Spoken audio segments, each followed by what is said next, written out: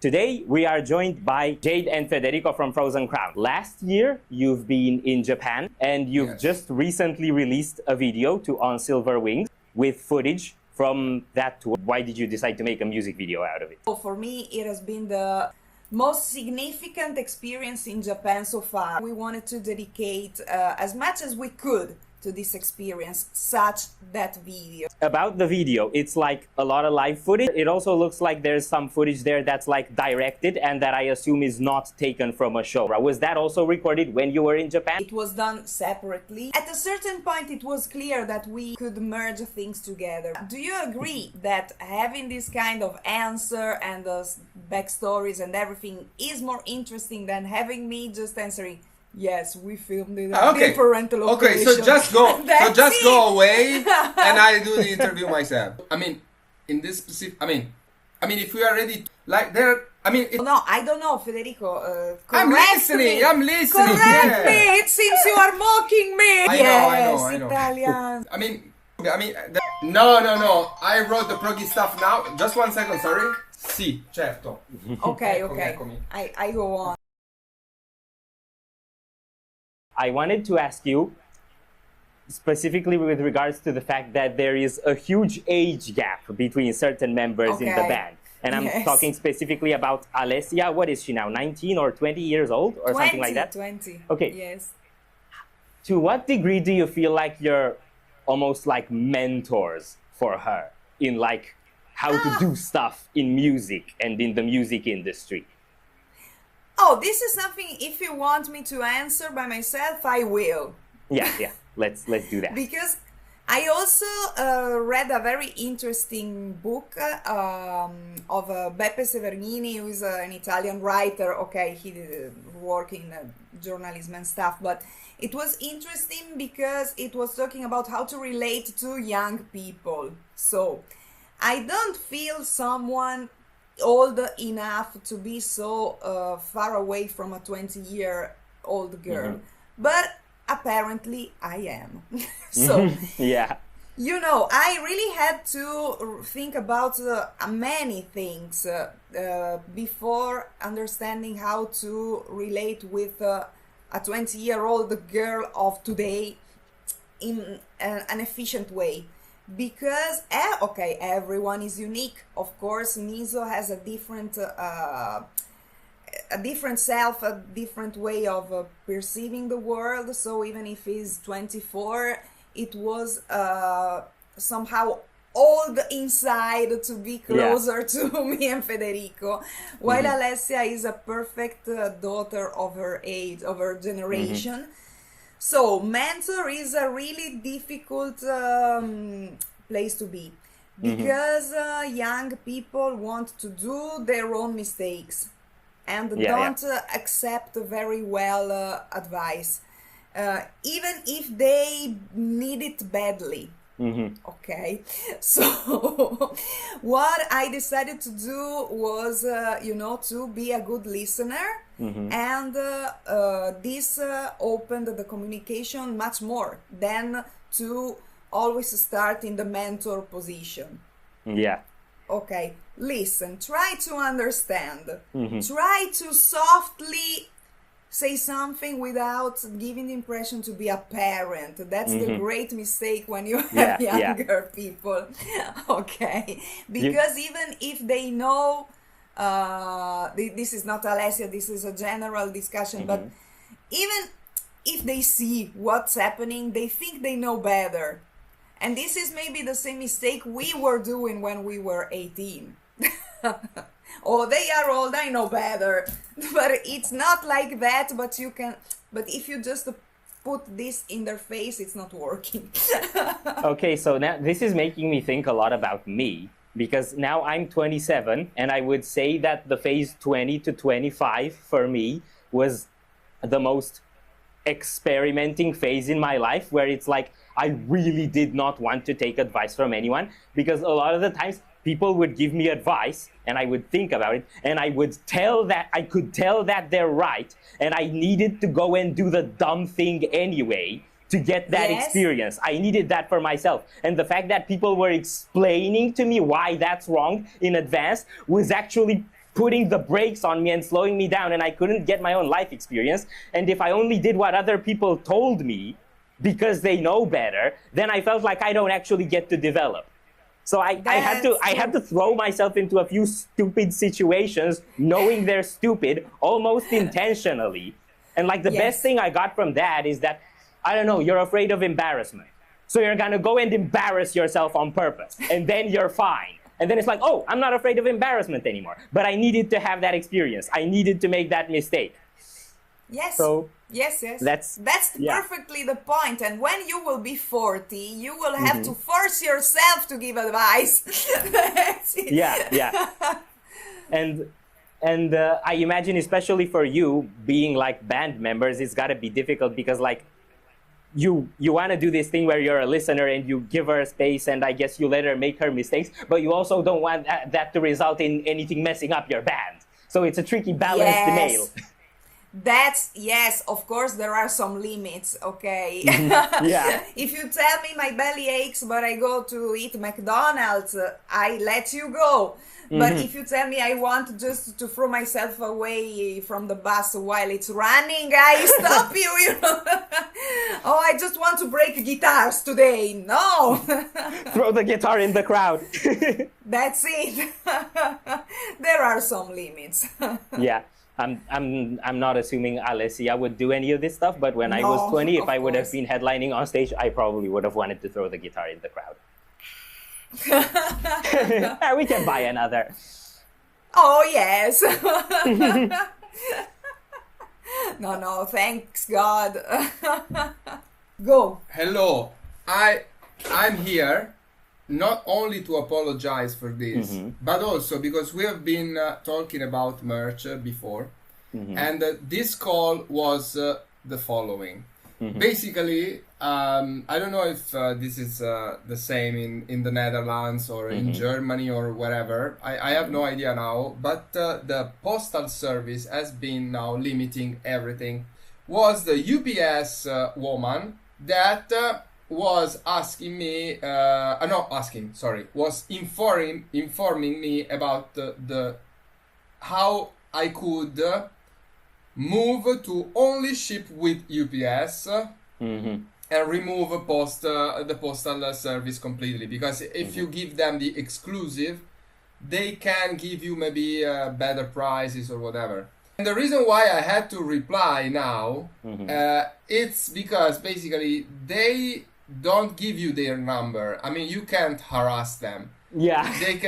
They can just call They harass you. And if I miss the call, I'm going to wait like 1 week for that, and it's going to be crazy. So sorry about that, but because in fact when I replied, I thought it was like a computer, you know, call center, whatever. In fact, it was so silly because I said hello, which was like having fun, which is the same way I also always reply to people that want to sell me stuff. And instead he said, "Buongiorno, Federico." She wasn't understanding what was going on, and also she was shouting, and everything was. Yeah. I was shouting, you know. Yeah. No, sorry about that.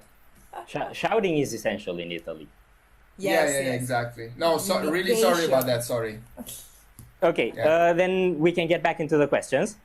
Yes. I had some stuff that I actually wanted to target specifically at you, Federico.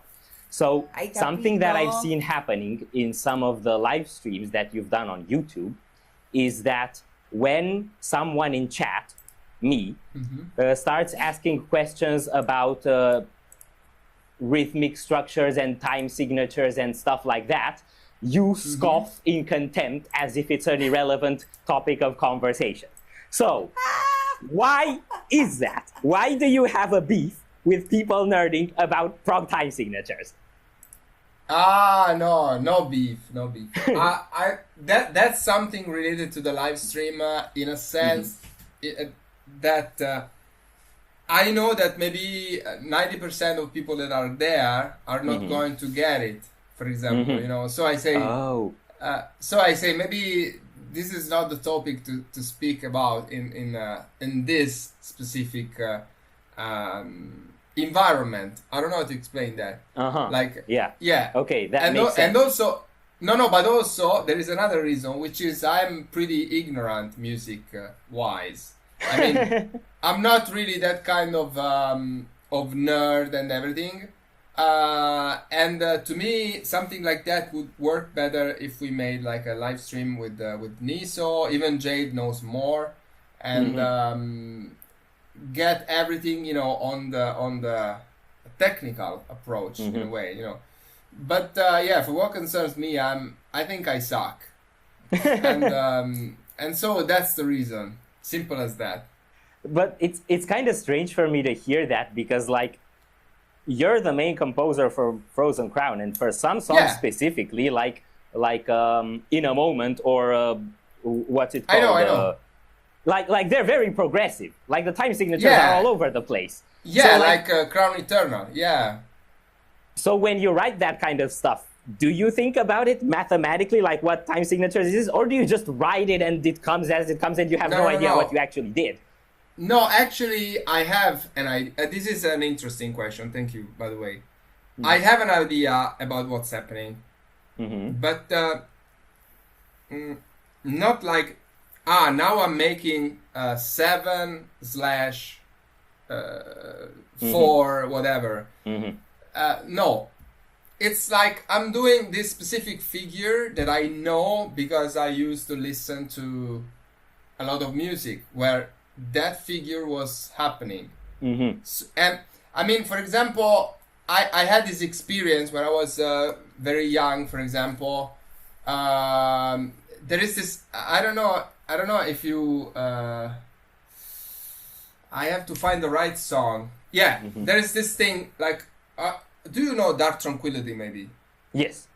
I don't know all of their stuff, but I've heard a bunch of Dark Tranquillity. Okay, no problem. There is this song called On Your Time. It's a very apparently basic song that still has got this riff going, but this riff goes with different drum patterns that give this riff having a different approach.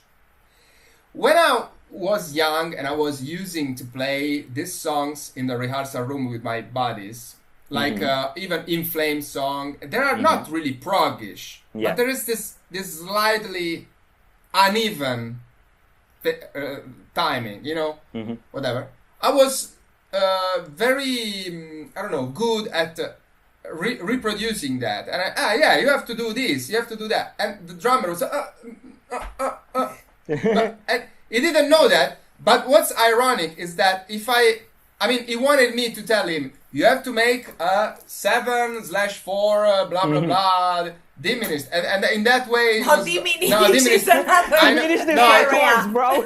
absolutely it's a melody related thing. I know. I'm just saying bullshit.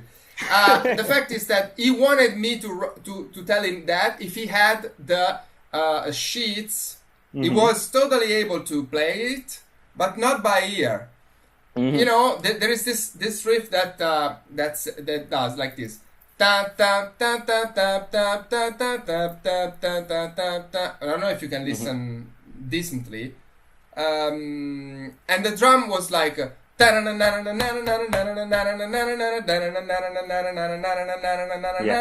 then the snare hitting differently. At first the snare was doing but then there was a moment there was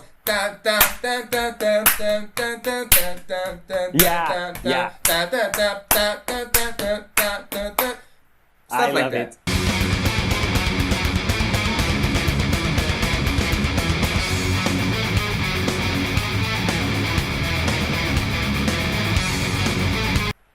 Yeah, I also love it.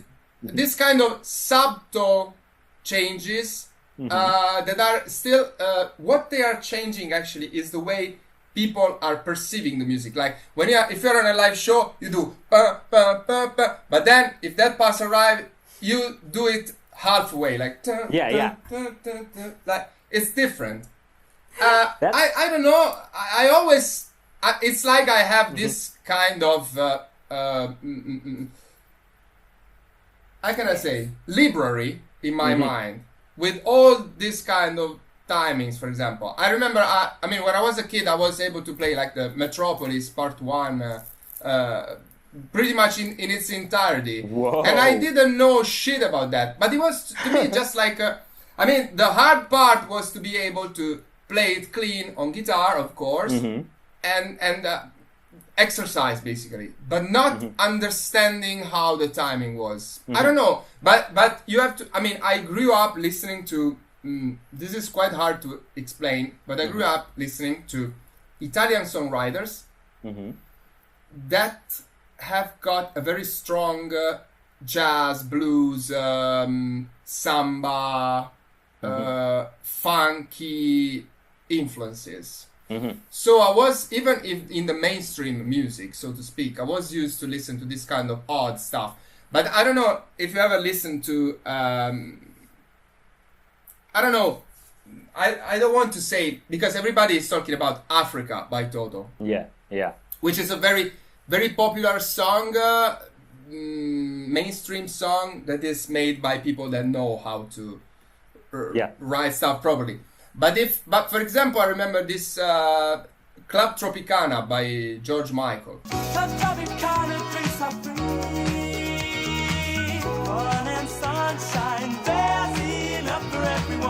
I mean, when I was trying to play with people that song, nobody was managing to understand the chords, the stuff. It was very messy in a way. Yeah. And I don't know, it's like I built that in my DNA. I know what I want to do exactly. And I do that with the drum and for example, I lay down also, of course, the drum schemes. How do you call them? Drum layout, for example. Yeah. Yeah, when I think of a riff, I'm also thinking about how the riff has got to have accents, the drum going. What I was telling you before. Like, okay, now this is going to be half tempo, and it's going to be like a breakdown in a way. Yeah. And this is it. I am sorry, I can't give you a proper answer. I feel like you did. I get exactly what you're saying. Okay. So, no, because I mean, maybe it's not technical as you wish to. No, because that's actually the thing for me. That's how I got into this sort of stuff. So when I was 16, I discovered a band called Intervals that was instrumental, gent, and all the riffs were like off, like going off the rails rhythmically. And I did this thing where like I didn't know how to count them. I didn't know what's going on in terms of the mathematics, but I was listening to it 100 times, and then I just kind of had it in my system, like I could air guitar along to it, and I knew the rhythm, and I could hear it in my head. But if you tell me, is it 5/7, is it 13/18, I don't know. And then I started actually counting to tell what's going on, and that's actually way more difficult for me to do than to just listen to the rhythm and the riff and learn it intuitively and feel it. Yeah, okay. I basically, I was the same, but I missed the counting part. I never started counting. Yes, and you can always start now. Yeah, I don't have enough time for that. So. I get it. The further you go in life, the less there's time for new stuff. Yes. No, but you know what, about this topic, I have funny stories about, Niso. Oh, I prepared the smart metronome for this song, and he goes, just put it flat, ta, what smart metronome? Because, I remember songs sometimes like, 12/6, like, stuff like that. But he doesn't care, he goes flat, while for us, me and Niso, it's important to have everything clear. But I feel like the smart metronome is actually a really good idea, because like Fede, the thing you were talking about earlier, where like the drum changes and the accents fall in different places, that's what the smart metronome does for you. It shows you where the accents are gonna be. No, the point is that you are correct, but Niso's smart metronome is smart in his own way. So it helps him with drums, but not the rest of the band. Exactly, but also if you remember, not completely. I mean, not the whole thing, because when we happened to do that, No, that after metronome that, was not that smart. no, after that it was yeah, but it's not that. It's not like that. It's not like that. Yeah, there is a smart metronome. No, it's not like that. Oh yeah, I messed up here. Sorry. All the time it was like that. So you remember wrong.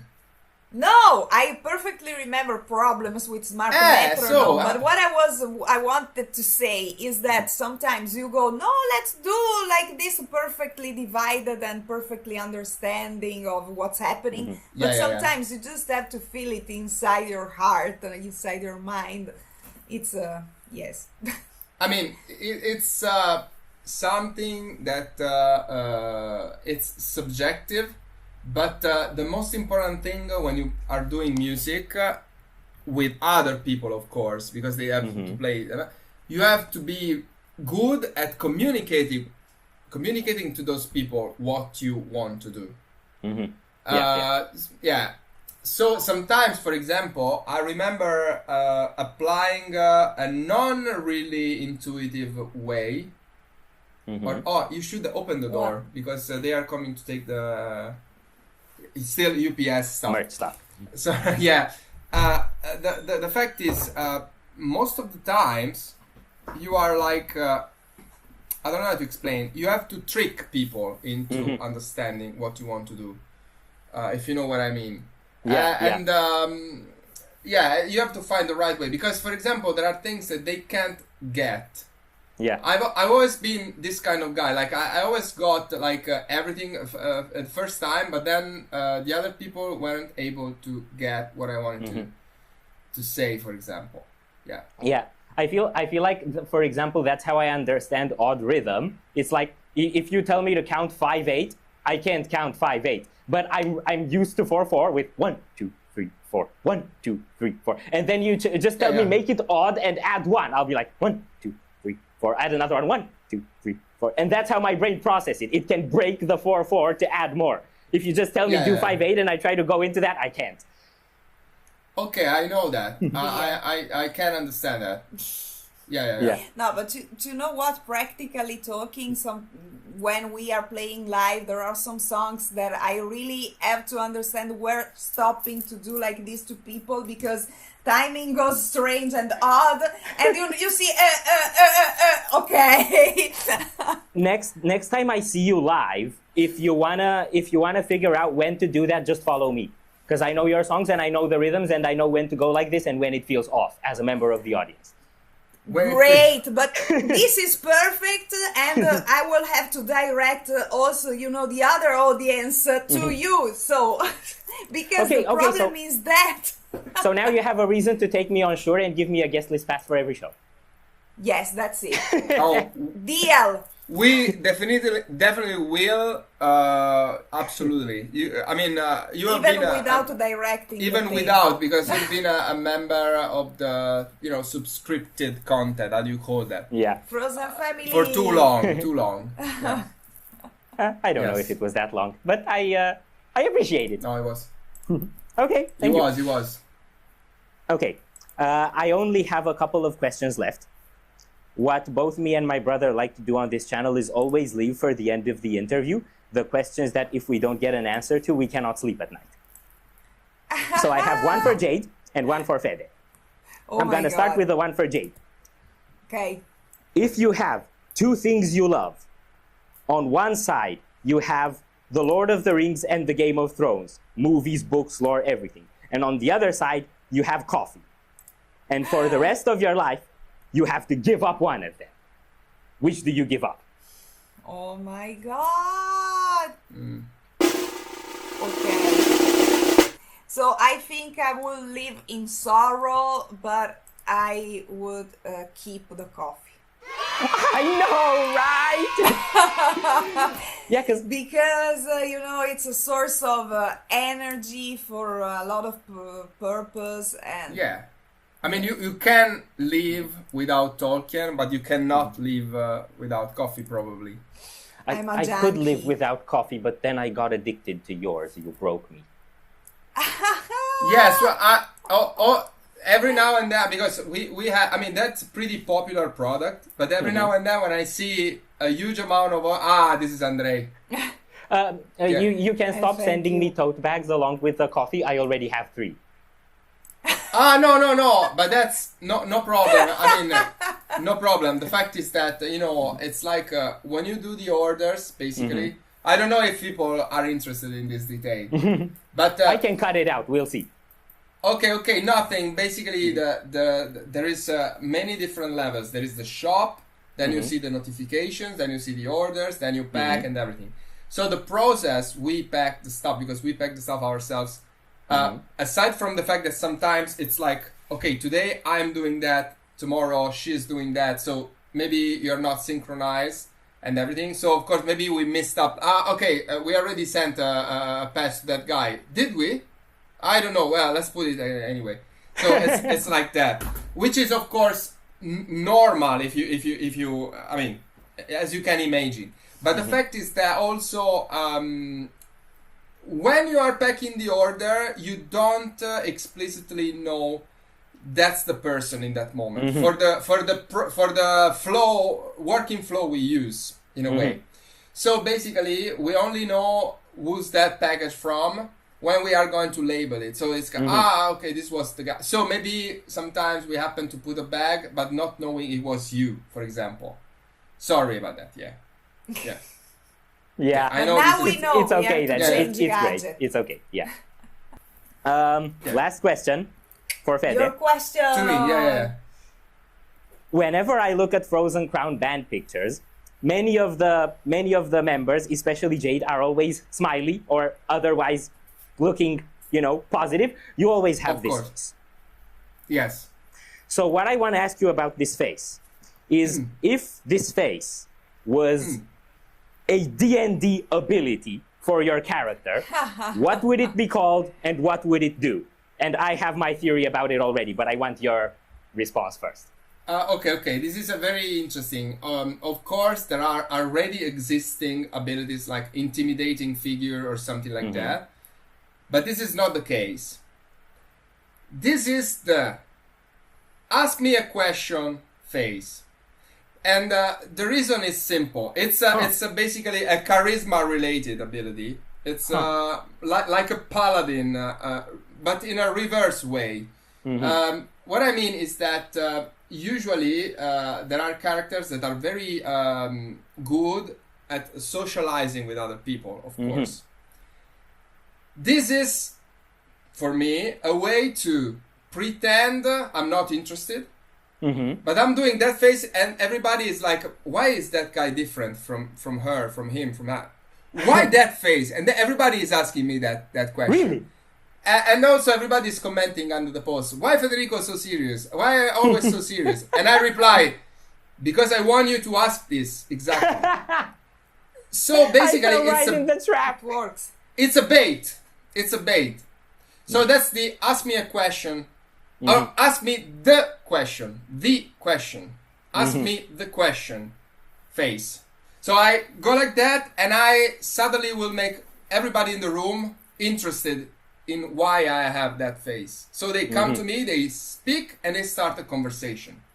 And so I can start talking with the innkeeper and start asking information for the next quest. That's brilliant. Yeah, that's how it goes to me. Yeah, okay. What I was thinking about is what it does is actually, because you're the tyrant, you're the boss of the band, then whenever you activate that face, you take control over the other team members' abilities and you start deciding what they do. And the way I called it was Frozen Frown. Brilliant. This deserves a mention. Yeah. Yes. Frozen Frown. Then I think that's everything I had for the interview. Okay. So thanks very much for joining me. I really appreciate the time. It was a lot of fun, both the things that made it into recording and the things that were cut out. And to everyone watching, thank you very much for watching, especially if you went all the way through. You're not that internet brain. You have enough attention span to watch a whole interview, so I really appreciate that. Thank you very much for stopping by, and we hope to see you back at the Windmill very soon. Corpse is out.